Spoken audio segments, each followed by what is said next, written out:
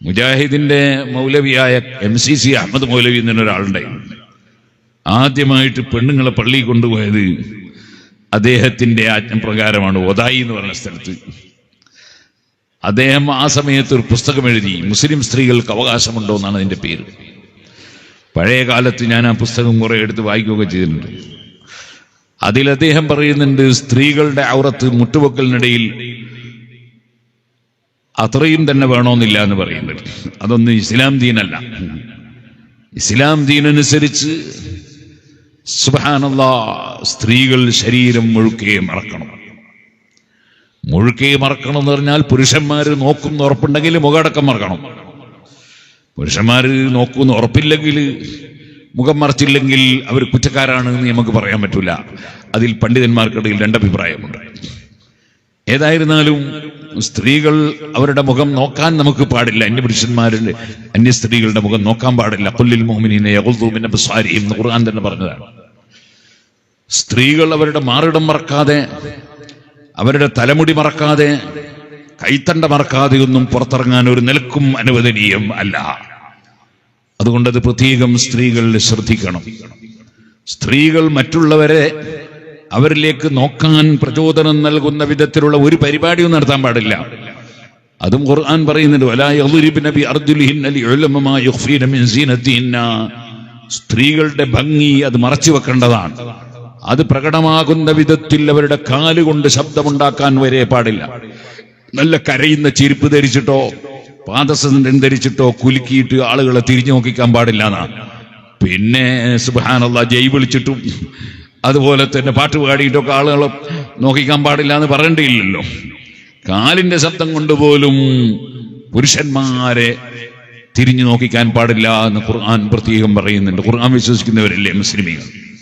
അപ്പൊ പുരുഷന്മാരെ സംബന്ധിച്ചിടത്തോളം അങ്ങനെയല്ല. പുരുഷന്മാർക്ക് നിയമം മറ്റൊന്നാണ്. അതുകൊണ്ടാണ് ലോകത്ത് സുബ്ഹാനല്ലാഹ് അഷ്റഫുൽ ഖൽഖ് സല്ലല്ലാഹു അലൈഹി വസല്ലമയുടെ കാലഘട്ടം മുതൽ ഇന്ന് വരെ ഒരു പള്ളിയിലും സ്ത്രീകൾ ബാങ്ക് വിളിച്ചിട്ടില്ല. കാരണം സ്ത്രീകൾക്ക് ബാങ്ക് വിളിക്കൽ ഹറാമാണെന്ന് വരെ പറഞ്ഞ പണ്ഡിതന്മാരുണ്ട്. അതേസമയത്ത് അവർക്ക് ഇഖാമത്ത് കൊടുക്കാം, ബാങ്ക് അവർക്കില്ല. ബാങ്ക് ഇല്ല എന്ന് പറഞ്ഞത് ജമാഅത്തിന്റെ ബാങ്കാണ്, ആളുകൾ ശ്രദ്ധിക്കുന്ന ബാങ്ക്. അതേസമയത്ത് പ്രസവിക്കപ്പെട്ട ഉടനെയുള്ള കുട്ടിയുടെ ചവിട്ടിൽ ബാങ്ക് കൊടുക്കുമ്പോൾ പുരുഷനാകണം എന്നില്ല. അത് സ്ത്രീകൾക്കും കൊടുക്കാം. വലത്തെ ചവിട്ടിൽ ബാങ്കും ഇടത്തെ ചവിട്ടിൽ ഇഖാമത്തും അവർക്കും കൊടുക്കാം. ബാങ്ക് എല്ലാവരും ശ്രദ്ധിക്കുകയും ശ്രദ്ധിച്ച് കേൾക്കുകയും അതിനുത്തരം ചെയ്യുകയും ചെയ്യേണ്ടതാണ് നമ്മുടെ പള്ളിയിലെ ബാങ്ക്. അത് പുരുഷന്മാർക്ക് മാത്രമാണ്, സ്ത്രീകൾക്ക് പാടില്ല എന്നാണ് നിയമം. നമ്മളൊക്കെ ഹജ്ജിന് പോകാറുണ്ട്. ഹജ്ജിന് പോകുന്ന സമയത്ത് കഅബ ശരീഫ് തവാഫ് ചെയ്യാതെ ഹജ്ജ് ചെയ്യാൻ കഴിയില്ല. ആ ഹജ്ജിന് പോകുന്ന സമയത്ത് സ്ത്രീകളും തവാഫ് ചെയ്യുന്നുണ്ട്. അതിനുവേണ്ടി പള്ളിയിൽ അവർ പ്രവേശിക്കുന്നുണ്ട്. സ്ത്രീകൾ പള്ളിയിൽ കയറാൻ പറ്റാത്ത വർഗമാണ് എന്നുള്ള അഭിപ്രായമൊന്നും മുസ്ലിമീങ്ങൾക്കില്ല. ഏറ്റവും ബഹുമാനമുള്ള മസ്ജിദുൽ ഹറാമിൽ തന്നെ അവർ പ്രവേശിക്കുന്നുണ്ട്. പക്ഷേ ജമാഅത്തിന് വേണ്ടി പള്ളിയിലേക്കും മദ്രസയിലേക്കും വേറെ ഏതെങ്കിലും സ്ഥലത്തേക്കും അവർ പോകാൻ പാടില്ല. അത് പാടില്ലെന്നാണ് നിയമം. നിയമത്തിന്റെ റൂട്ടിൽ അങ്ങനെ പോവും. സ്ത്രീകൾക്ക് വലിയ ബഹുമാനമുണ്ട്, നമ്മളെ ഉമ്മാക്ക് വലിയ ബഹുമാനമുണ്ട്. നിയമമാണ്, ഉമ്മാനെ ബഹുമാനിക്കണം. അൽ ജന്നത്തു തഹ്ത അഖ്ദാമിൽ ഉമ്മഹാത്ത്, ഉമ്മമാരുടെ കാലിന്റെ ചോടയാണ് സ്വർഗമെന്ന് മുഹമ്മദ് റസൂലുള്ളാഹി സ്വല്ലല്ലാഹു അലൈഹി വസല്ലം പറഞ്ഞു. പക്ഷേ ഉമ്മാനെ ഇമാമത്ത് നിർത്താൻ പറ്റൂല. നിസ്കരിക്കുമ്പോൾ ഉമ്മയല്ലേ, അതുകൊണ്ട് ഉമ്മാനെ ഇമാമത്ത് നിർത്തിയിട്ട് നിസ്കരിക്കാന്ന് വിചാരിക്കാൻ പറ്റൂല. ഉമ്മാനെ തുറന്ന് നിസ്കരിച്ചാൽ നമ്മുടെ നിസ്കാരം ശരിയാവില്ല. ഉമ്മാക്ക് നല്ല വിവരം ഉണ്ടെങ്കിലും പറ്റൂല. സ്ത്രീകൾ ഇമാമത്ത് നിൽക്കാൻ പറ്റില്ല. ഓരോരുത്തർക്കും ഓരോ നിയമമാണ്. അതേസമയത്ത് പുരുഷന്മാർക്ക് ഇമാമത്ത് നിൽക്കാം, സ്ത്രീകൾക്ക് ഇമാമത്ത് നിന്നുകൂടാ. നിയമത്തിന്റെ റൂട്ടിൽ അങ്ങനെ പോകും. സുഹൃത്തുക്കളെ, ഒരാൾ കണ്ട് മറ്റൊന്നാൾ ആഗ്രഹിക്കരുത് എന്ന് ഞാൻ പറഞ്ഞത്. സ്ത്രീകൾ പൊന്ന് ധരിക്കുന്നത് കണ്ടിട്ട് പുരുഷന്മാർ അതിനാഗ്രഹിക്കരുത്. സ്ത്രീകൾക്ക് വെള്ളിയും ധരിക്കാം. അതിന്റെ പേരിൽ പുരുഷന്മാരും എനിക്ക് വെള്ളി ധരിക്കണമെന്ന് വിചാരിക്കരുത്. ആകെ ഒരു മോതിരം, വലത്തെ ചെറുവിരലിന് അല്ലെ ഇടത്തെ ചെറുവിരലിന്, അത് മാത്രമാണ് സുന്നത്താക്കിയത്.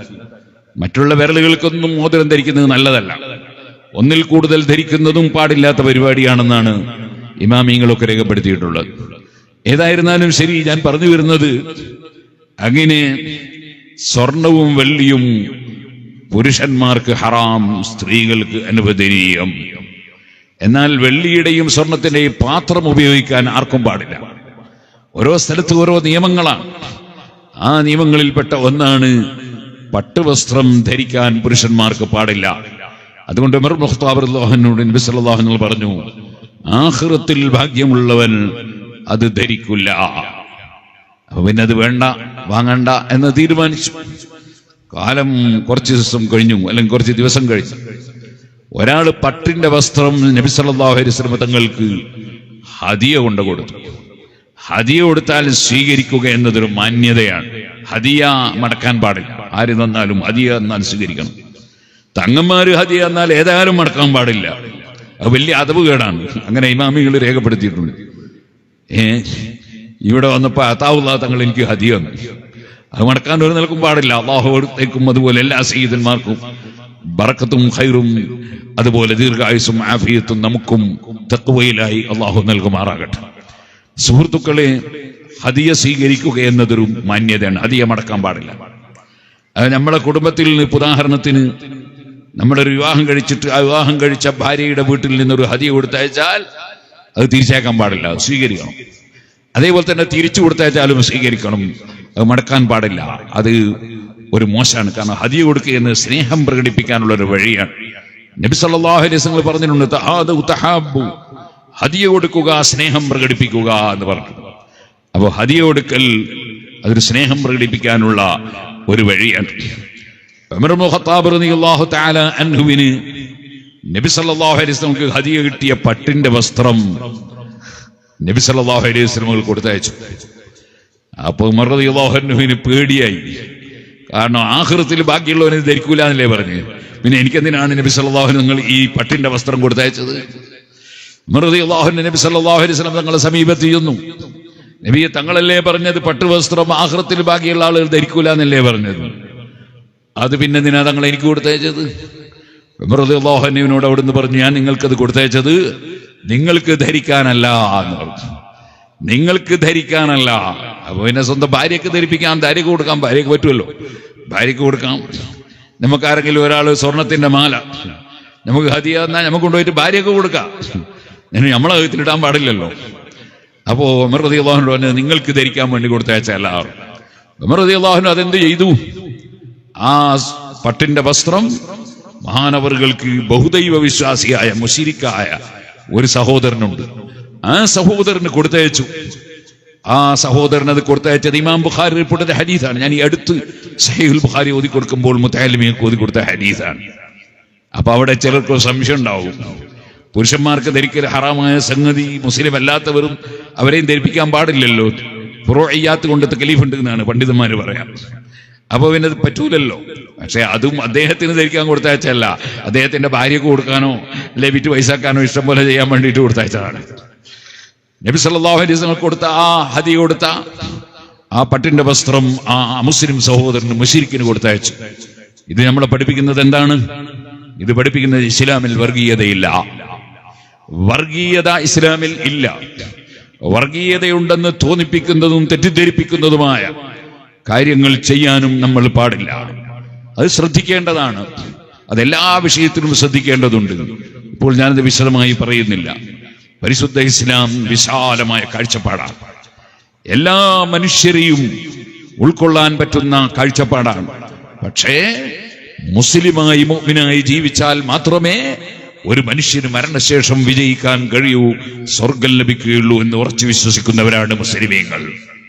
അതിൽ യാതൊരു സംശയവും ഇല്ല. നമുക്ക് സംശയം ഉണ്ടാകാൻ പാടില്ല. അതേസമയത്ത് അത് വിശ്വസിക്കാത്ത വേറെ മതക്കാരുണ്ടാകാം, അത് അവരുടെ സ്വാതന്ത്ര്യമാണ്.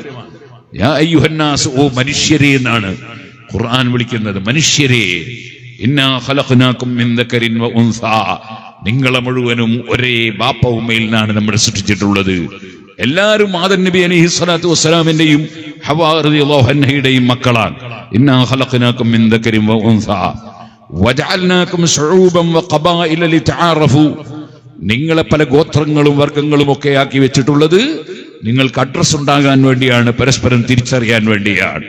ഇന്ന അക്രമക്കും ഇൻദല്ലാഹി അത്ഖാകും, നിങ്ങളിൽ പലർക്കും പല ബഹുമാനങ്ങൾ ഉണ്ടാകും, പക്ഷെ അള്ളാഹുവിന്റെ അടുക്കൽ ഏറ്റവും ബഹുമാനമുള്ളവൻ. നമുക്കറിയാലോ, മന്ത്രിക്ക് ഒരു ബഹുമാനമുണ്ട്, മന്ത്രിമാർക്ക് ബഹുമാനമുണ്ട്, ഉണ്ടാണല്ലോ പോലീസുകാർ പ്രൊട്ടക്ഷനൊക്കെ ഉണ്ടാവും അവർക്ക്. അതേപോലെ തന്നെ MLA ക്ക് ബഹുമാനം ഉണ്ടാവും, MP ക്ക് ബഹുമാനം ഉണ്ടാവും, അതുപോലെ തന്നെ പ്രധാനമന്ത്രിക്ക് പ്രധാനമന്ത്രിന്റെ ബഹുമാനം ഉണ്ടാവും, രാജാവിന് രാജാവിന്റെ ബഹുമാനം ഉണ്ടാവും. അതൊക്കെ ഭൗതികമായ ബഹുമാനങ്ങളാണ്. അതേ സമയത്ത് ആത്മീയവും ഭൗതികവുമായ ബഹുമാനമുള്ളവരുണ്ട്. നമ്മുടെ സ്വന്തം ബാപ്പ നമ്മളെ സംബന്ധിച്ചിടത്തോളം വലിയ ബഹുമാനമുള്ള ആളാണ്, വലിയ ബർക്കത്തുള്ള ആളാണ്. ബാപ്പ ഒരു സാധാരണക്കാരനാണ് എന്ന് പറഞ്ഞിട്ട് കാര്യമില്ല. ആ ബാപ്പാന്റെ പൊരുത്തം വാങ്ങാതെ എനിക്കും നിങ്ങൾക്കും സ്വർഗത്തിൽ കിടക്കാൻ കഴിയില്ല. ബാപ്പക്ക് വലിയ ബർക്കത്താണ്. ബാപ്പയുടെ ബർക്കത്ത് അത് ഈ സാധാരണക്കാരനായാലും ബാപ്പ മക്കളെ സംബന്ധിച്ചിടത്തോളം വലിയ ബർക്കത്തുള്ളവരാണ്. സ്വന്തം ഉമ്മ, ആ ഉമ്മക്ക് വിദ്യാഭ്യാസമൊന്നുമില്ല, കൂടുതൽ കിതാബൊന്നും ഓതിയിട്ടില്ല, പക്ഷെ ഉമ്മ തന്നെയാണ്. അതേ അൽ ജന്നത്തു തഹ്ത അഖ്ദാമിൽ ഉമ്മഹാത്ത്, ഉമ്മമാരുടെ കാലിന്റെ ചുവടെയാണ് സ്വർഗം എന്നല്ലേ നബി സല്ലല്ലാഹു അലൈഹി വസല്ലം പറഞ്ഞത്. എന്റെ ഉമ്മാന്റെ പൊരുത്തം വാങ്ങുക എന്നത് വളരെ ആവശ്യമാണ്. അവിടെ ഉമ്മാക്കും ബാപ്പാക്കും മക്കളെ സംബന്ധിച്ചിടത്തോളം ബർക്കത്തുണ്ട്. വേറെ ഒരാളെ സംബന്ധിച്ചിടത്തോളം അങ്ങനെ ഉണ്ടായിക്കൊള്ളണമെന്നില്ല. എന്നാൽ മുഅ്മിനീങ്ങൾ മൊത്തം ബർക്കത്താണ്. എല്ലാ മുഅ്മിനീങ്ങൾക്കും ബർക്കത്തുണ്ട്. എത്ര മുഅ്മിനീങ്ങൾ കൂടുതൽ ഒരുമിച്ച് കൂടുന്നുണ്ടോ അത്രയും ബർക്കത്തുണ്ടാവും. അതുകൊണ്ടാണ് 40 മുഅ്മിനീങ്ങൾ ഒരു മയ്യിത്തിന് വേണ്ടി നിസ്കരിച്ചാൽ ആ മയ്യിത്തിന്റെ ദോഷം പൊറുക്കപ്പെടുമെന്ന് മുഹമ്മദ് റസൂലുള്ളാഹി സ്വല്ലല്ലാഹു അലൈഹി വസല്ലം പറഞ്ഞിട്ടുണ്ട്. എന്നാൽ ആ മുഅ്മിനീങ്ങളിൽ തന്നെ വലിയ മുത്തഖീങ്ങളായാലോ, അള്ളാഹു കൽപ്പിച്ചതെല്ലാം എടുക്കുകയും അള്ളാഹു വിരോധിച്ച് കൊഴുക്കുകയും ചെയ്തുകൊണ്ടിരിക്കുന്ന മുത്തഖീങ്ങളായാലോ അവർക്ക് വലിയ ബർക്കത്താണ്. കാരണം മുത്തഖീങ്ങൾ അള്ളാഹുവുമായി അടുത്തവർ, അവർക്ക് വലിയ ബർക്കത്താണ്. അതാണ് ഔലിയാക്കൾ സാലിഹീങ്ങൾക്കുള്ള ബർക്കത്ത് എന്ന് പറയുന്നത്. അത് അല്ലാഹു സുബ്ഹാനഹു വ തആല പറഞ്ഞില്ലേ, ഇന്നല്ലാഹ മഅല്ലദീന തഖവ്വ വല്ലദീന ഹും മുഹ്സിനൂൻ. അല്ലാഹുവിന്റെ പൊരുത്തം മാത്രം കരുതി അല്ലാഹുവിനെ സൂക്ഷിച്ച് ജീവിക്കുന്നവർ അല്ലാഹു അവരുടെ കൂടെയാണ് എന്ന് പറഞ്ഞു. ഖാജ മുഈനുദ്ദീൻ അൽ ജിസ്തി അൽ അജ്മീരി ഖദ്ദസല്ലാഹു സിർറഹുൽ അസീസ് മഹാനവറുകളെ അനുസ്മരിക്കുന്ന ദിവസമാണ് റജബ് 6. ഞാൻ ഇന്ന് അജ്മീർ ശൈഖിനെ സംബന്ധിച്ച് ഒരുപാട് സ്ഥലത്ത് പ്രസംഗിച്ചിട്ടുണ്ട്. ബഹുമാനപ്പെട്ടവർ ജീവിക്കുന്ന കാലത്ത് അവിടുത്തെ ചിശ്തിയ തരീഖത്തിന്റെ ആ സിൽസില ഞാൻ ഇന്ന് പല സ്ഥലത്തും വായിച്ചിട്ടുണ്ട്. അതേപോലെ അവിടുത്തെ ഉപ്പാപ്പമാരുടെ പേര് ബഹുമാനപ്പെട്ട ഹുസൈൻ റളിയല്ലാഹു അൻഹു വരെ, അലി ഇബ്നു അബീ ത്വാലിബ് റളിയല്ലാഹു അൻഹു വരെ ഞാൻ ഇന്ന് തന്നെ പല സ്ഥലത്തും വായിച്ചിട്ടുണ്ട്. ഇപ്പോൾ ഞാൻ അതിലേക്ക് കടക്കുന്നില്ല. സയ്യിദന്മാരൊക്കെ വലിയ ബർക്കത്തുള്ളവരാണ്. അവർ നമ്മളെ പോലെയല്ല. അവരുടെ ഉപ്പാപ്പമാരെ പേര് അവർ മുതൽക്ക് നബി സല്ലല്ലാഹു അലൈഹി വസല്ലം തങ്ങൾ വരെയുള്ള ഉപ്പാപ്പമാരെ പേര് പറയാൻ സാധിക്കും. അവരത്രയും വലിയ ഉന്നത സ്ഥാനത്തുള്ളവരാണ് നബി സല്ലല്ലാഹു അലൈഹി വസല്ലമയുടെ കുടുംബങ്ങൾ. ഇരിക്കട്ടെ സുഹൃത്തുക്കളെ, അവർക്ക് അതിന്റെ അപ്പുറവും പറയാൻ കഴിയും. നമ്മൾ തന്നെ നബി സല്ലല്ലാഹു അലൈഹി വസല്ലം തങ്ങൾ മുതൽക്ക് അബൂ അബ്ദുല്ലാഹി അബ്ദുൽ മുത്തലിബ് തുടങ്ങിയിട്ട് 20 ബാപ്പമാരെ പേര് നമ്മൾ തന്നെ പഠിച്ചിട്ടുണ്ട്. അത് സഹീഹുൽ ബുഖാരിയിൽ തന്നെ ഉണ്ട് 20 ബാപ്പാരെ പേര്. അപ്പൊ അങ്ങനെ നമുക്ക് ആർക്കെങ്കിലും പറയാൻ കഴിയും നമ്മൾ ഉപ്പാപ്പാരെ പേര്? ആർക്കും കഴിയില്ല. അത് സയ്യിദന്മാർക്ക് കഴിയുന്നു. സയ്യിദന്മാരുടെ ഒക്കെ ഉപ്പാപ്പയായ നബി സല്ലല്ലാഹു അലൈഹി വസല്ലമ തങ്ങളുടെ 20 ബാപ്പമാരെ പേര് മുസ്ലിം ലോകം മനഃപ്പാടമാക്കുന്നു. ബുഖാരിയിലടക്കം അത് റിപ്പോർട്ട് ചെയ്യപ്പെട്ടിട്ടുണ്ട്. അങ്ങനെയൊക്കെ ഒരുപാട് മഹത്വങ്ങളുണ്ട്. ഇരിക്കട്ടെ, ബഹുമാനപ്പെട്ട ഖാജ മുഈനുദ്ദീൻ അജ്മീരി ഖദ്ദസല്ലാഹു സിർറഹുൽ അസീസ് മഹാനവറുകൾ അഹ്ലു ബൈത്തിൽപ്പെട്ട ഹുസൈൻ റളിയല്ലാഹു അൻഹുവിന്റെ സന്താന പരമ്പരയിൽപ്പെട്ട മഹാനാണ്. അതേപോലെ തന്നെ അലി റളിയല്ലാഹു അൻഹുവിന്റെ ശിഷ്യനായ ഹസനുൽ ബസ്രി റളിയല്ലാഹു അൻഹുവിൽ നിന്ന് അവിടെ നിന്ന് ഇങ്ങോട്ട് തുടർന്നുകൊണ്ട് ചിശ്തിയ തരീഖത്തിനെ പിന്തുടർന്ന് ജീവിച്ച മഹാനാണ് മഹാനായ ഖാജ മുഈനുദ്ദീൻ അജ്മീരി ഖദ്ദസല്ലാഹു സിർറഹുൽ അസീസ്. മഹാനവറുകൾക്ക് നബി സല്ലല്ലാഹു അലൈഹി വസല്ലം നിർദ്ദേശമായിരുന്നു മദീനയിൽ നിന്നും ഇന്ത്യയിലേക്ക് പോയി ദീനീ പ്രചരണം നടത്തണമെന്ന്. അങ്ങനെയാണ് ഇന്ത്യയിൽ വന്ന് ദീനീ പ്രചരണം നടത്തിയത്. ആ മഹാനായ മുഈനുദ്ദീൻ ജിസ്തി റളിയല്ലാഹു അൻഹുവിനോട് ഒരാൾ വന്ന് പറഞ്ഞു, എന്റെ മകനെ ഭരണാധികാരി അക്രമമായി കൊന്നുകളഞ്ഞു, തലയെറുത്തു കളഞ്ഞു, നിങ്ങൾ എന്നെ സഹായിക്കണം. മഹാനായ മുഈനുദ്ദീൻ ജിസ്തി തങ്ങൾ നേരെ അവനെയും കൂട്ടിയിട്ട് ആ കൊല്ലപ്പെട്ട ആ ചെറുപ്പക്കാരന്റെ സമീപത്തേക്ക് പോയി. ആ തലയെടുത്ത് സമീപത്തേക്ക് കൊണ്ടുവന്നു, ഉടലിനോട് ചേർത്ത് വെച്ചു. എന്നിട്ട് പറഞ്ഞു, അതേ ഖും ബിഇദ്നില്ലാഹ്, ഓ മനുഷ്യ, അല്ലാഹുവിന്റെ ഉത്തരവ് പ്രകാരം അല്ലാഹുവിന്റെ ഖുദ്റത്ത് കൊണ്ട് നീ എഴുന്നേറ്റ് നിന്നോ എന്ന് പറഞ്ഞപ്പോൾ ആ ചെറുപ്പക്കാരൻ എഴുന്നേറ്റ് നിന്നു. മഹാനായ അഹ്മദ് ഖുശാലിയാത്തി ഖദ്ദസല്ലാഹു സിർറഹു സമസ്ത കേരള ജമിയത്തുൽ ഉലമയുടെ ആദ്യകാലത്തെ 40 മെമ്പർമാരിൽ പ്രമുഖനായ ഒരു വലിയ മഹാപണ്ഡിതനാണ്. 4 മദ്ഹബിലും ഫത്വ കൊടുക്കാൻ കഴിവുള്ള വലിയ മഹാപണ്ഡിതനായിരുന്നു. ആ അഹ്മദ് ഖുശാലിയാത്തി റഹ്മത്തുള്ളാഹി അലൈഹി ഈ സംഭവം എടുത്ത് ഉദ്ധരിക്കുന്നുണ്ട്, പറയുന്നുണ്ട്. അതുപോലെ വേറെയും ഒരുപാട് കറാമത്തുകൾ പറഞ്ഞിട്ടുണ്ട്. സുഹൃത്തുക്കളെ, അതിൽ സംശയിക്കാനൊന്നില്ലല്ലോ. മഹാനായ സയ്യിദുന ഈസാ നബി അലൈഹി സ്വലാത്തു വസ്സലാം അവിടുന്ന് പറഞ്ഞില്ലേ, വഹീൽ മൗതാ ബിഇദ്നില്ലാഹ്, അല്ലാഹുവിന്റെ ഉത്തരവ് പ്രകാരം മരിച്ചവരെ ഞാൻ ഹയാത്താക്കുമെന്ന് പറഞ്ഞ ഖുർആനിലില്ലേ? ഈസാ നബി അലൈഹി സ്വലാത്തു വസ്സലാമിന് അല്ലാഹു തആല അതിന് കഴിവ് കൊടുക്കുന്നത് മുഅ്ജിസത്താണ്. അമ്പിയാക്കൾക്ക് മുഅ്ജിസത്തായി നടക്കുന്ന സംഗതികളാണ് ഔലിയാക്കൾക്ക് കറാമത്തായി സംഭവിക്കുന്നത്. അതാണ് മുഈനുദ്ദീൻ അൽ ചിശ്തി തങ്ങൾക്ക് സംഭവിച്ചത്. അതുതന്നെയാണ് മഹാനായ മുഹീദ്ദീൻ അബ്ദുൽ ഖാദിർ അൽ ജീലാനി ഖദ്ദസല്ലാഹു സിർറഹുൽ അസീസ് തങ്ങൾ. ആ രണ്ട് മഹാന്മാരും പരസ്പരം അതേ ഉലാൻ കുന്നിൽ നിന്ന് നൂഹ് നബി അലൈഹി സ്വലാത്തു വസ്സലാമിന്റെ കപ്പൽ പോയി തങ്ങിയ കുന്നിൽ നിന്ന് പരസ്പരം കണ്ട് സംസാരിച്ച മഹാന്മാരാണ്. അതേപോലെ തന്നെ സൂറവർദി റളിയല്ലാഹു അൻഹുവിന്റെയും കാലഘട്ടത്തിലാണ് മുഈനുദ്ദീൻ അൽ ചിശ്തി തങ്ങളുടെ ജീവിതം. ആ മഹാനായ മുഈനുദ്ദീൻ അൽ ചിശ്തി തങ്ങൾ ഇവിടെ ഹയാത്താക്കിയതുപോലെ നമ്മൾ മുഹീദ്ദീൻ മാലയിൽ ചൊല്ലാറില്ലേ, അതേ കോഴിന്റെ മുള്ളോട് കുകന്ന് ചൊന്നാരെ ഉഷാദെ കൂക്കി പാറപ്പിച്ച് വിട്ടോവർ. മഹാനായ മുഹീദ്ദീൻ അബ്ദുൽ ഖാദിർ അൽ ജീലാനി ഖദ്ദസല്ലാഹു സിർറഹുൽ അസീസ്. അതുപോലെ ധാരാളം സംഭവങ്ങളുണ്ട്. ഇത്തരം സംഭവങ്ങൾ പറയുമ്പോ അതിനെ ചോദ്യം ചെയ്യുന്ന സെലഫികളും ജമാഅത്ത് ഇസ്ലാമികാരൊക്കെ ഉണ്ടാവും. അവർക്ക് ഉറൂസൊന്നും തീരെ പിടിക്കൂല. ഞാൻ അവരെ സംബന്ധിച്ച് ഇപ്പോൾ പറയുന്നില്ല. അവര് ബഹുമാനിക്കുന്ന ഒരു പണ്ഡിതനാണ് ഇബ്നു തൈമിയ്യ. ഇബ്നു തൈമിയ്യ അദ്ദേഹത്തിന്റെ ജീവിതത്തിൽ കുറെ നല്ല കാര്യങ്ങൾ പറഞ്ഞിട്ടുണ്ട്. മരിച്ചവരുടെ പേരിൽ ഖുർആൻ ഓതുന്നതും ലാ ഇലാഹ ഇല്ലല്ലാഹു ചൊല്ലുന്നതും സദഖ കൊടുക്കുന്നതും ഒക്കെ നല്ലതാണ് അദ്ദേഹം പറഞ്ഞിട്ടുണ്ട്. പക്ഷെ അതൊന്നും ഈ സലഫികൾ സ്വീകരിക്കൂല. അദ്ദേഹം പറഞ്ഞ തെറ്റെന്തെല്ലാം ഉണ്ടോ അതൊക്കെ അവർ സ്വീകരിക്കും. അങ്ങനെയാണ് അവരുടെ സ്വഭാവം. എന്നാൽ ഇബ്നു തൈമിയ്യ തന്നെ സിലത്ത് ഇബ്നു അസ്യം റളിയല്ലാഹു അൻഹുവിന്റെ കറാമത്ത് പറയുമ്പോ അദ്ദേഹം രേഖപ്പെടുത്തിയിട്ടുണ്ട്, മഹാനവറുകളുടെ കുതിര അതേ യുദ്ധത്തിന് പോകുമ്പോ ചത്തുപോയി. അള്ളാഹുവിനെ വിളിച്ചു പറഞ്ഞു, പടച്ചവനെ ഇത് ശരിയാവില്ല, എനിക്ക് അന്തസ്സോടുകൂടെ തന്നെ തിരിച്ചു പോകണം, എന്റെ കുതിരപ്പുറത്ത് തന്നെ പോകണം, അതുകൊണ്ട് അതിനെ ഹയാത്താക്കി തരണം. സിലത്ത് ഇബ്നു അസ്യം റളിയല്ലാഹു അൻഹു കുതിരയെ അള്ളാഹു ഹയാത്താക്കി കൊടുത്തു. ആ സംഭവം ഇബ്നു തൈമിയ്യ അൽ ഫുർഖാൻ ബൈന ഔലിയാഇർ റഹ്മാൻ ഔലിയാഇ ശൈത്താൻ എന്ന് പറയുന്ന ഗ്രന്ഥത്തിൽ രേഖപ്പെടുത്തിയിട്ടുണ്ട്. അപ്പോൾ അല്ലാഹു സുബ്ഹാനഹു വ തആല ഔലിയാക്കൾക്ക് വലിയ കറാമത്ത് കൊടുക്കുമെന്നത് എല്ലാവരും വിവരമുള്ള എല്ലാവരും അംഗീകരിച്ച സംഗതിയാണ്.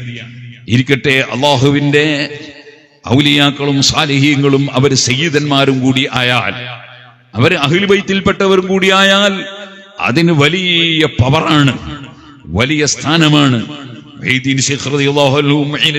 തങ്ങളുമൊക്കെ സയ്യിദന്മാരായതോടുകൂടെ വലിയ ആലിമീങ്ങളായതോടുകൂടെ അവർ വലിയ മഹാന്മാരായ ഔലിയാക്കളായിരുന്നു, വലിയ സാഹിലിമീങ്ങളായിരുന്നു.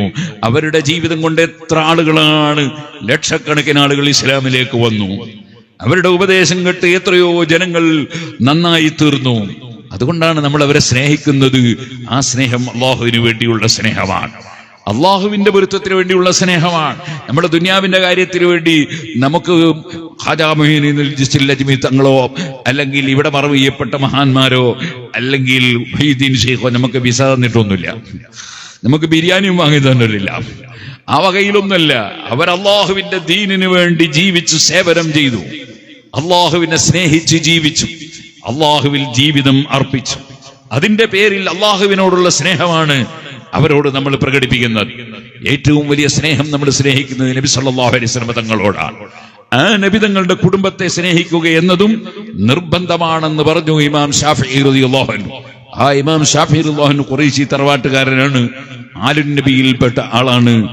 ആ ഇമാം ശാഫിഈ റളിയല്ലാഹു അൻഹു ചൊല്ലിയ അഹ്ല ബൈത്തി റസൂലില്ലാഹി ഹുബ്ബുകും فرض من الله في القرآن أنزله كفاكم من عظيم القدر أنكم من لم يصل عليكم لا صلاة له. ഹബീബ് നബി സല്ലല്ലാഹു അലൈഹി വസല്ലം കുടുംബത്തിന്റെ പേരിൽ സ്വലാത്തിയല്ലാതെ നിസ്കാരം പരിപൂർണമാവില്ല. അത്രയും വലിയ സ്ഥാനം നബി കുടുംബത്തിന് അല്ലാഹു തആല കൊടുത്തിട്ടുണ്ട്. സുഹൃത്തുക്കളെ, ചിലർ പറയും എല്ലാവരും ഒരുപോലെയാണ്. അങ്ങനെ വിചാരിക്കാൻ പാടില്ല. എല്ലാവരും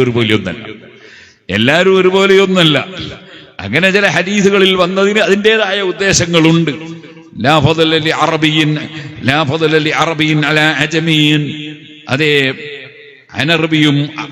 അറബിയും തമ്മിൽ ബഹുമാനമൊന്നും കൂടുതലില്ല എന്നൊക്കെ ചില ഹദീസിലുണ്ട്. അതിന്റെ അർത്ഥം ഇല്ലാ ബിത്തഖ്വ, തഖ്വ ഇല്ലെങ്കിലില്ല എന്നാണ്. തഖ്വ ഉണ്ടെങ്കിൽ അതിനൊക്കെ ബഹുമാനമുണ്ട്. അതിനെല്ലാം പ്രത്യേകതയുണ്ട്. അതുപോലെ അഹ്ലു ബൈത്തിന് വലിയ പ്രത്യേകതയുണ്ട്, അതിൽ യാതൊരു സംശയവും ഇല്ല. ഇമാം ശാഫി റളിയല്ലാഹു അൻഹു ചൊല്ലിയതാണ്, അതെ, നിങ്ങളെ സ്നേഹിക്കൽ നിർബന്ധമാണെന്ന് ഖുർആൻ പഠിപ്പിച്ചിരിക്കുകയാണ്. അലുന്നബി ദരിഅതി വഹുമു ഇലൈഹി വസീലതി അർജു ബിഹിം താഗദ ബിയദിൽ യമീനി സഹീഫതി. എൻ്റെ വലത്തെ കയ്യിൽ കിതാബ് കിട്ടണമെന്ന് ഞാൻ ആഗ്രഹിക്കുന്നു. അലുന്നബി ദരിഅതി, എനിക്ക് അതിന് തവസ്സുലാക്കാനുള്ളത്, എനിക്കതിന് എനിക്ക് മധ്യവർത്തികളായിട്ടുള്ളത് നബിതങ്ങളെ കുടുംബമാണ്. ഇമാം ശാഫി റളിയല്ലാഹു അൻഹു പാടുകയാണ്, ശാഫി ഇമാം റളിയല്ലാഹു അൻഹു അഹ്ലു ബൈത്തിനെ വല്ലാതെ സ്നേഹിച്ചു. പക്ഷേ ശാഫി ഇമാം റളിയല്ലാഹു അൻഹുവിനെ സംബന്ധിച്ച് സുന്നത്ത് ജമാഅത്തിന്റെ വിരോധികൾ ശാഫി ഇമാമിനെ സംബന്ധിച്ച് പറഞ്ഞു സുന്നിയല്ല എന്ന് പറഞ്ഞു. ശാഫി ഇമാം സുന്നിയല്ല എന്ന് പറഞ്ഞു. എന്താ പറഞ്ഞ? രണ്ട് ടീമാണ്, ഒന്ന് നാസിബത്ത്, ഒന്ന് റാഫിളത്ത്. നാസിബത്ത് എന്ന് പറഞ്ഞാൽ ആരാ? അലി റളിയല്ലാഹു അൻഹുവിനെയും നബി കുടുംബത്തെയും വെറുക്കുന്നവരാണ്.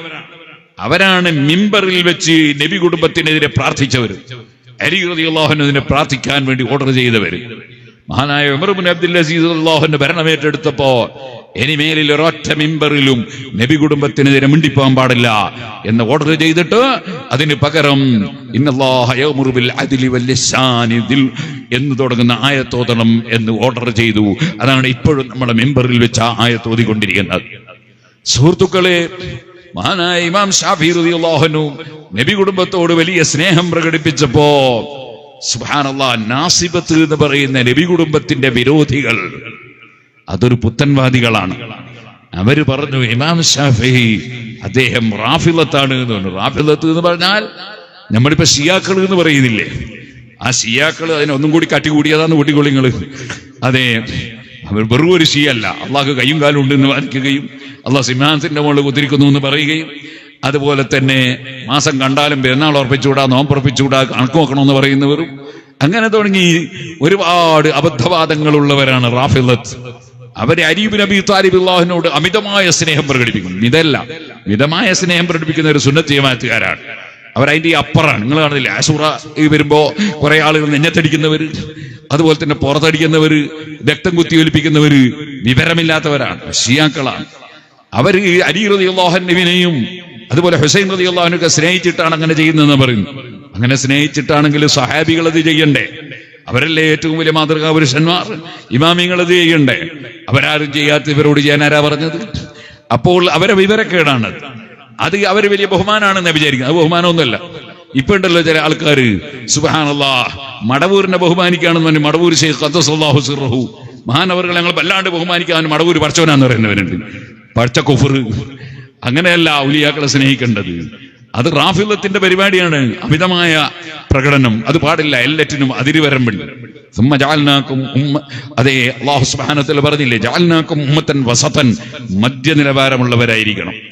ആ റാഫിളത്ത് അവര് സുബ്ഹാനല്ലാഹ് അവരും പറഞ്ഞു ശാഫി ഇമാം റളിയല്ലാഹു അൻഹുവിനെ സംബന്ധിച്ച് അയാൾ ഞങ്ങളാളാണ് എന്ന് പറഞ്ഞു.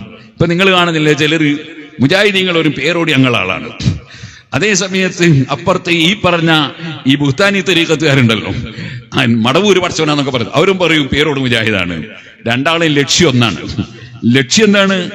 പേരോട് 10-45 കൊല്ലായില്ലേ ഇവിടെ സുന്നത്ത് ജമാഅത്ത് പറയുന്നു. അപ്പോ അയാൾ മുജാഹിദാണ് എന്ന് പറഞ്ഞാൽ മുജാഹിദിന്റെ രണ്ടാളെ കിട്ടുമെന്ന് അവരാലോചിക്കുന്നു. നാസിബത്തിന്റെ ഉദ്ദേശം അത് തന്നെയാണ്. ശാഫിയങ്ങൾ റാഫിളത്താണ് എന്ന് പറയുന്നത് കൊണ്ടും റാഫിളത്തിന്റെ ഉദ്ദേശം എന്താണ്? അതെ, ഷാഫി ഇമാമിയങ്ങൾ ആളാണ് എന്ന് പറയുമ്പോൾ അമ്പകല് രണ്ടാളെ കിട്ടുമെന്ന് അവർ നോക്കുന്നു. നാസിബത്തിന്റെ ചിന്ത എന്നറിയോ? അത് റാഫിളത്താണ് എന്ന് പറഞ്ഞാൽ പിന്നെ നബിതങ്ങളെ കുടുംബത്തിന്റെ ബഹുമാനം ഷാഫി ഇമാമ് പറഞ്ഞാൽ പിന്നെ ആളുകൾ അംഗീകരിക്കില്ലല്ലോ. കാരണം ഷിയാക്കൾപ്പെട്ട ആളാണ് പറയുന്നതെന്ന് വിചാരിക്കുമല്ലോ. അതാണ് അവരുടെ ലക്ഷ്യം. രണ്ടു കൂട്ടരെയും ലക്ഷ്യം സുന്നത്ത് ജമാഅത്ത് തകർക്കലാണ്. പക്ഷേ ആ സമയത്ത് ഷാഫി ഇമാം റളിയല്ലാഹു നെഞ്ഞി വിരിച്ച് ധൈര്യത്തോടുകൂടെ പറഞ്ഞു, ഇൻകാന റഫ്ളൻ ഹുബ്ബു ആലി മുഹമ്മദി ഫല്യശ്ഹദി ثقلാനി അന്നി റാഫിളി. ഞാൻ നബി സല്ലല്ലാഹു അലൈഹി വസല്ലം കുടുംബത്തെ സ്നേഹിക്കുന്നതിനാൽ എന്നെപ്പറ്റി സുന്നിയല്ല, റാഫിളത്താണ്, ഷിയാക്കൾപ്പെട്ട ആളാണ് എന്ന് പറയുന്നുണ്ട്. എന്നാൽ അങ്ങനെ നബി കുടുംബത്തെ സ്നേഹിക്കൽ അതിനാൽ റാഫിളത്തായി പോകുമെന്ന് പറഞ്ഞിട്ട് എന്നെ ഭീഷണിപ്പെടുത്തണ്ട, എന്നെ പറ്റി ആരോപണം പറയണ്ട. അങ്ങനെയാണെങ്കിൽ നിങ്ങൾ എന്നെ റാഫിളിയാണെന്ന് വിളിച്ചോളൂ. ഞാൻ ഒരിക്കലും നബി കുടുംബത്തെ സ്നേഹിക്കുന്നതിൽ നിന്ന് പിന്മാറൂല. നെഞ്ഞി വിരിച്ച് പറയുകയാണ് ബഹുമാനപ്പെട്ട ഇമാം ശാഫിഈ റളിയല്ലാഹു അൻഹു. സഹോദരന്മാരെ, ഇമാം ശാഫിഈ ഒരിക്കലും റാഫിളത്തിന് അനുകൂലമല്ല, നാസിബത്തിന് അനുകൂലമല്ല, സുന്നത്ത് ജമാഅത്തിന്റെ ഒരു വിരോധികൾക്കും അനുകൂലമല്ല. മറിച്ച് സുന്നത്ത് ജമാഅത്ത് മുറുകെ പിടിച്ച് ജീവിക്കുന്ന വലിയ വലിയ ഇമാമിങ്ങളെ സൃഷ്ടിച്ചെടുത്ത മഹാനാണ് ഇമാം ശാഫിഈ റളിയല്ലാഹു അൻഹു. നിങ്ങൾ കേട്ടിട്ടില്ലേ, ഖുർആൻ സൃഷ്ടിയാണെന്ന വാദമുന്നയിച്ച് മുഅ്തസിലത്ത് എന്ന് പറയുന്ന പുത്തൻവാദികൾ വന്നപ്പോ അവർക്കെതിരെ ശബ്ദിച്ചിട്ട് ജയിലിൽ കിടന്ന മഹാനല്ലേ അഹ്മദ് ഇബ്നു ഹംബൽ റളിയല്ലാഹു അൻഹു. ആ അഹ്മദ് ഇബ്നു ഹംബൽ തങ്ങളുടെ ഉസ്താദാണ് ഇമാം ശാഫിഈ. സുബ്ഹാനല്ലാഹ്, ജയിലിലേക്ക് രണ്ട് കൈക്കും കാലിനും ചങ്ങലയിട്ട് പിടിച്ചുകൊണ്ടുപോയി അറസ്റ്റ് ചെയ്തിട്ട് ജുമഅക്ക് പോകാൻ വേണ്ടി അതാ ജയിലിൽ നിന്ന് ചങ്ങലയും വലിച്ച് ജയിലിന്റെ ഗേറ്റ് വരെ വെള്ളിയാഴ്ച വന്നിട്ട് അവിടുന്ന് ഉദ്യോഗസ്ഥന്മാര് തടയുമ്പോ, അല്ലാ നിന്റെ വിളി കേട്ട് ജുമഅക്ക് ഞാൻ ഈ ചങ്ങലയും വലിച്ച് പുറപ്പെട്ടിരുന്നു, ഇവര് തടഞ്ഞത് കൊണ്ടാണ് നിന്റെ പള്ളിയിൽ വരാത്തതെന്ന് പറഞ്ഞ അബൂ യഖ്ബിൽ ബുവൈത്തി റളിയല്ലാഹു അൻഹു ജയിലിൽ നിന്ന് വഫാത്തായ മഹാനാണല്ലോ. ജയിലിൽ നിന്ന് ചങ്ങലക്കിട്ടുകൊണ്ട് നിങ്ങൾ വഫാത്താകുമെന്നത് കറാമത്തായി ഇമാം ശാഫിഈ റളിയല്ലാഹു അൻഹു നേരത്തെ പ്രഖ്യാപിച്ചതുമാണല്ലോ. അങ്ങനെയുള്ള സധൈര്യം സുന്നത്ത് ജമാഅത്തിന് വേണ്ടി നിലകൊള്ളുന്ന പണ്ഡിതന്മാരെ വളർത്തെടുത്ത പണ്ഡിതനാണ് ഇമാം ശാഫിഈ. ഈ റജബ് മാസത്തെ അവസാനത്തിലാണ് അവിടുത്തെ വഫാത്തുണ്ടായത്. അതും റജബിന്റെ ഒരു വലിയ പ്രത്യേകതയാണ്. സുഹൃത്തുക്കളെ, ഒരിക്കലും ഇമാം ശാഫിഈ റളിയല്ലാഹു അൻഹു സുന്നത്ത് ജമാഅത്തിന്റെ വിരോധിയല്ല. ശരിയായ സുന്നത്ത് ജമാഅത്ത്, നമ്മളൊക്കെ സുന്നത്ത് ജമാഅത്തിന്റെ വക്താക്കളാകണം. സുന്നത്ത് ജമാഅത്തിൽ വിശ്വസിക്കുന്ന ആലിമീങ്ങൾ, മുഅ്മിനീങ്ങൾ ചിലപ്പോ ഒന്നിലധികം സംഘടനകൾ ഉണ്ടാകും. അതിന്റെ പേരിൽ പരസ്പരം കുറ്റം പറയുകയോ ചീത്ത വിളിക്കുകയോ തെറി പറയുകയോ നിസ്സാരപ്പെടുത്തുകയോ ചെയ്യാൻ പാടില്ല. ആലിമീങ്ങളെ ആദരിക്കണം, അഹ്ലു ബൈത്തിനെ ബഹുമാനിക്കണം. അതാണ് സുന്നത്ത് ജമാഅത്തിന്റെ ആശയം. ഞാൻ അതിലേക്ക് ഇപ്പോൾ കടന്ന് സംസാരിക്കുന്നില്ല. ഞാനൊരു ചെറിയ ചരിത്രം പറഞ്ഞു എന്റെ പ്രസംഗം നിർത്തട്ടെ. മഹാനായ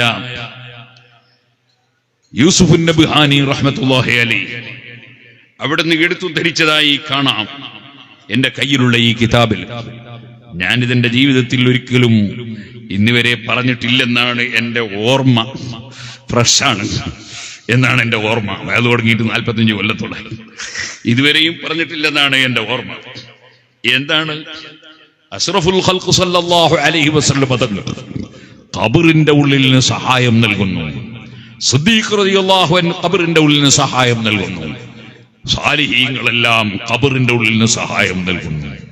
ഇങ്ങനെ സഹായം നൽകുകയില്ലെന്ന് പറയുന്നവരാണല്ലോ വഫാത്തായി കഴിഞ്ഞാൽ സഹായം കിട്ടൂല എന്ന് പറയുന്നവരില്ലേ പുത്തൻവാദികൾ.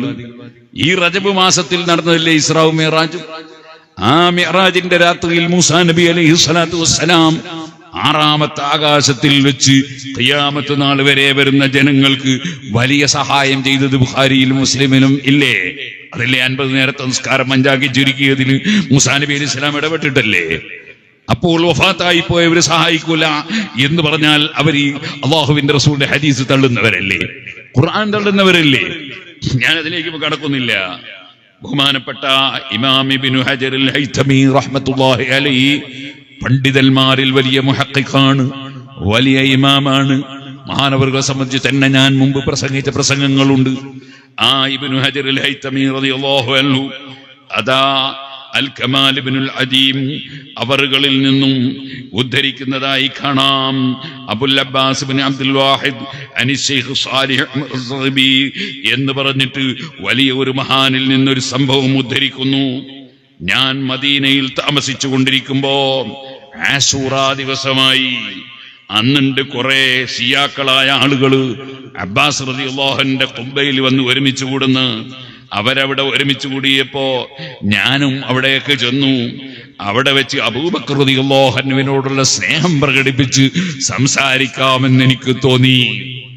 അങ്ങനെ ഞാൻ അവിടെ ചെന്നപ്പോൾ അവരെ കൂട്ടത്തിൽ ഒരാൾ ഇറങ്ങി ഇങ്ങോട്ട് വന്നു. എന്നോട് നിങ്ങൾ ഇവിടെ ഇരിക്കൂ, ഞാൻ നിങ്ങൾക്ക് എന്തെങ്കിലും തരും ഇത് കഴിഞ്ഞതിന് ശേഷം. ഞാൻ അങ്ങനെ അവിടെ ഇരുന്ന് ഞാനിങ്ങനെ അവിടെ ഇരുന്ന് അങ്ങനെ കുറച്ചു കഴിഞ്ഞപ്പോൾ അദ്ദേഹം ഇറങ്ങി വന്ന് എന്റെ കൈ പിടിച്ചു. എന്നെ അദ്ദേഹത്തിന്റെ വീട്ടിന്റെ ഭാഗത്തേക്ക് കൊണ്ടുപോയി അദ്ദേഹത്തിന്റെ വീട്ടിലേക്ക് കടത്തി. ആ വാതിലം അടച്ചു കളഞ്ഞു അദ്ദേഹം. വസല്ലത അലൈ അബ്ദൈനി, 2 അടിമകളെ എന്നെ ശിക്ഷിക്കാൻ വേണ്ടി ഏൽപ്പിച്ചു. അവര് രണ്ടാളും എന്നെ വല്ലാതെ അടിച്ചു വേദനിപ്പിച്ചു. സുമ്മ അമറഹുമാ ബിഖത്ഇ ലിസാനി, പിന്നെ അദ്ദേഹം പറഞ്ഞു ഇയാളെ നാവ് മുറിച്ചു കളയണം. സുന്നത്ത് ജമാഅത്തിന്റെ ആശയം പറഞ്ഞ വകയിൽ, സിദ്ദീഖ് റളിയല്ലാഹുവിന്റെ ബഹുമാനം പറഞ്ഞ വകയിൽ നാവ് മുറിച്ചു കളയണം. അങ്ങനെ അവർ രണ്ടാളും എന്റെ നാവ് മുറിച്ചു കളഞ്ഞു. എന്നിട്ട് എന്നോട് അദ്ദേഹം പറഞ്ഞു, ഉഖ്റുജു ഇലല്ലദീ തലബ്ത ഫീ മഹബ്ബതിഹി, നീ സ്നേഹിച്ചു നടന്ന അബൂബക്കറില്ലേ, അയാളോട് പറ നിദിയറുദ് അലൈക ലിസാനക്, നിന്റെ നാവും തിരിച്ചു തരാൻ വേണ്ടി. ഞാൻ അവിടെ നിന്ന് വേദനയോടെ ഹബീബ് നബി സല്ലല്ലാഹു അലൈഹി വസല്ലമ തങ്ങളുടെ ഹുജറത്തു ശരീഫിന്റെ അടുക്കലേക്ക് കരഞ്ഞുകൊണ്ടുവന്നു. വേദന സഹിക്കുന്നില്ല. ഞാൻ പറഞ്ഞു എന്റെ മനസ്സിൽ, യാ റസൂലല്ലാഹ്, അല്ലാഹുവിന്റെ റസൂലേ, ഖദ് തഅലമു മാ അസാബനി ഫീ മഹബ്ബതി അബീ ബക്കർ, അബൂബക്കർ റളിയല്ലാഹു അൻഹു സ്നേഹിച്ചിട്ട് എനിക്ക് സംഭവിച്ചു തങ്ങൾ അറിയുമല്ലോ. ഫൈകാന സാഹിബുക ഹഖൽ, എന്റെ അങ്ങയുടെ സാഹിബ് അബൂബക്കർ റളിയല്ലാഹു അൻഹു ഹഖാണെങ്കിൽ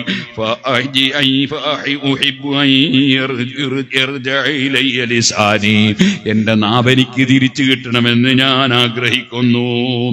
ഞാൻ അവിടെ തന്നെ വേദനയോടെ ഇരിക്കുമ്പോൾ എനിക്ക് ഉറക്കം വന്നു. ഉറക്കിൽ ഞാൻ കാണുകയാണ് അതേ ഫറഅയ്തു ഫീ മനാമി അന്നൽ ഇസ്യാന ഖദ് ആദ ഇലാ ഹാലിഹി, എന്റെ നാവ് റെഡിയായതായി ഞാൻ സ്വപ്നം കാണുന്നു. ഞാൻ എഴുന്നേറ്റപ്പോൾ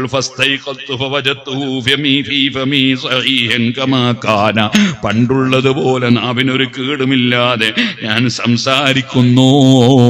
ഞാൻ അൽഹംദുലില്ലാഹ് പറഞ്ഞു, റബ്ബിനെ സ്തുതിച്ചു. സുബ്ഹാനല്ലാഹ്, എനിക്ക് മഹബ്ബത്ത് വീണ്ടും സിദ്ദീഖ് റളിയല്ലാഹു അൻഹുവിനോട് വർദ്ധിച്ചു. പിറ്റത്തെ കൊല്ലവും അതേപോലെ ഞാൻ അവിടെ പോയി നിന്നു. അതേ സിദ്ദീഖ് റളിയല്ലാഹു അൻഹു മഹത്വം പറയാൻ ഉദ്ദേശിച്ചപ്പോ ഒരു ചെറുപ്പക്കാരൻ വന്ന് ഇതേപോലെ എന്നെ ക്ഷണിച്ചു. ഞാൻ അദ്ദേഹത്തിന്റെ മുമ്പിൽ വിചാരിച്ചു, പടച്ചവനെ മുമ്പ് ചെയ്ത പോലെ ചെയ്യുമോ? അങ്ങനെ ഞാൻ ഏതായാലും പടച്ചവന്റെ മേലെ തവക്കുലാക്കി പോയി.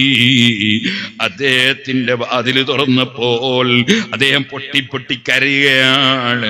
ഞാൻ ചോദിച്ചു എന്തേ കാരണം? അപ്പൊ ഞാൻ കാണുന്ന അപ്പുറത്തെ റൂമിൽ ഒരു കുരങ്ങിനെയാണ്, പിടിച്ചു കെട്ടപ്പെട്ട ഒരു കുരങ്ങാണ്. ഞാൻ അദ്ദേഹത്തോട് വിഷയം ചോദിച്ചപ്പോ അദ്ദേഹം പറഞ്ഞു, ഞാൻ പറയാം നിങ്ങളോട്, കഴിഞ്ഞ കൊല്ലം നിങ്ങളെ കൊണ്ടുവന്ന് നാവ് മുറിച്ച എന്റെ ബാപ്പയില്ലേ, ആ ബാപ്പ കുരങ്ങായി പോയി. അവിടെ നിന്നതാ കുരച്ചുകൊണ്ടിരിക്കുന്നു. സുഹൃത്തുക്കളെ, സഹാബത്തിനെ ആക്ഷേപിക്കരുത്, അഹ്ലു ബൈത്തിനെ നിന്ദിക്കരുത്. അഹ്ലു സുന്നത്തി വൽ ജമാഅത്തിന്റെ വിശ്വാസവും കർമ്മവും ആചാരവും അങ്ങനെയാണ്. നബിതങ്ങളെ ശിഷ്യന്മാരെ നിന്ദിച്ചാൽ, നബിതങ്ങളെ കുടുംബത്തെ നിന്ദിച്ചാൽ അത് വലിയ അപകടമാണ്. ദുനിയാവിലും ആഖിറത്തിലും അപകടമാണ്.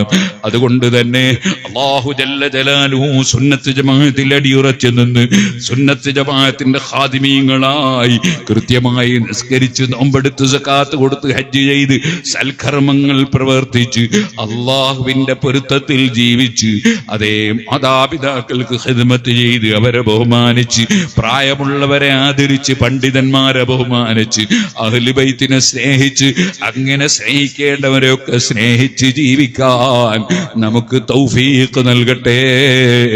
ഇന്ന അക്രമക്കും ഇൻദല്ലാഹി അത്ഖാക്കും, നിങ്ങളിൽ ഏറ്റവും ബഹുമാനമുള്ളവർ ഏറ്റവും തഖ്വയുള്ളവരാണ്. അഹങ്കാരമില്ലാതെ, അസൂയയില്ലാതെ, വിദ്വേഷമില്ലാതെ അല്ല കൽപ്പിച്ചത് എടുത്തും വിരോധിച്ചത് ഒഴിച്ചും ജീവിക്കണം. അതിന് റബ്ബേ ഞങ്ങൾക്ക് ഭാഗ്യം തരണേ അല്ലാ.